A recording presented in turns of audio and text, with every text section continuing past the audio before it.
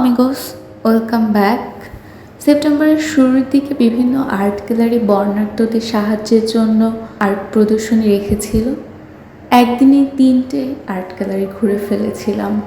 প্রত্যেকটা প্রদর্শনী, চিত্রকর্ম দেখছিলাম আর ভাবছিলাম মানুষ কত ট্যালেন্টেড। শেষে আমরা বেঙ্গল বইতে গিয়েছিলাম। বেঙ্গল বইতেও ছিল আর্ট এক্সিবিশন। আমি ওখানে আমার নাম পেয়েছিলাম। সবুজ ঘাসের উপর শুয়ে চোখের সামনে সবুজ দেখতে পাওয়া, এটাকেই হয়তো বেঁচে থাকা বলে। আমি তাই করছিলাম। চাবিতে গিয়েছিলাম, এখানে বসে বকের কর্মকাণ্ড কারখানা দেখছিলাম।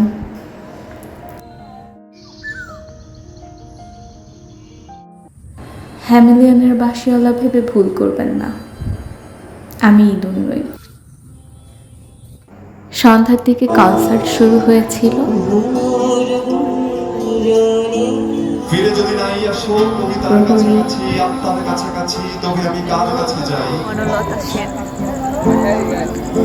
চুলদার কবেকার ভোকার বিদিশার নিশা, মুক্তার শ্রাবস্তিক কারুকার্য, অতি দূর সমুদ্রের পথ, হাল ভেঙে যে নাবিক হারাইছে দিশা।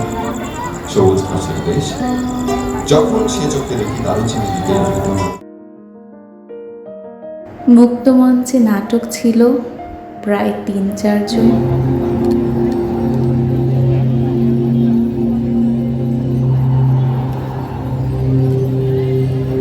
এই তো তারা